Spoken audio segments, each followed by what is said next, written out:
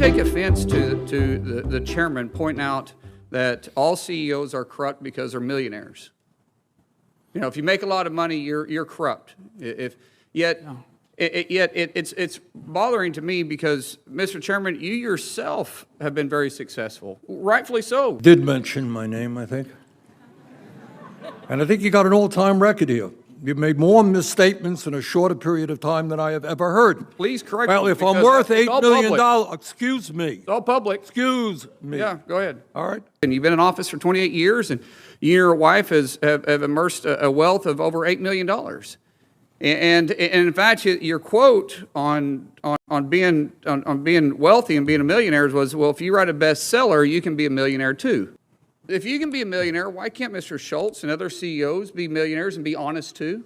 If that's the case, then why is it that Mr. Schultz, who actually creates jobs and a bestseller of a book, isn't creating any jobs? Why is it that he's corrupt and you're not? Why is it that all CEOs are corrupt because they're wealthy, and yet our chairman, who is wealthy, and I'm glad you are, you're not? But when you lean towards socialism, what you think is government is the answer, and unions are the choice. What is wrong with the CEO defending his company and openly saying that he is providing good benefits and paying higher than everybody else? But yet, if you're not part of a union, you're also paying starvation wages. What hypocrisy. What bias.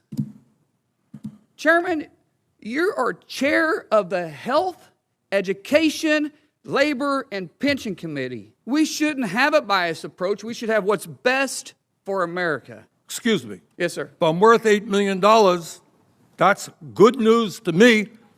I'm not aware of it. That's a lie. All right? Number two. Part of public records. You're probably looking at some phony right-wing internet stuff. It ain't true.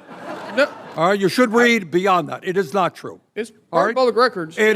No, it is not public record. Okay. Well, you made $1.7 million on your book. Public record. You made $1.7 on your book. Excuse me. I've got the mic now.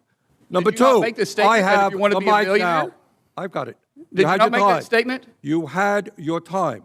Okay. All right? You're not telling the truth. Second of all, you got no evidence that I have ever said that all CEOs are corrupt. I have never, ever said that.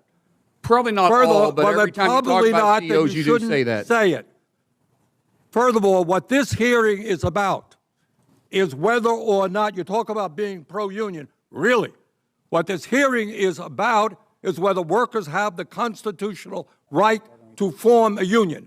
The evidence is overwhelming, not from me, but from the National Labor Relations Board, is that time after time after time, despite what Mr. Schultz is saying, Starbucks has broken the law and has prevented workers from joining unions to collectively bargain for decent wages and benefits.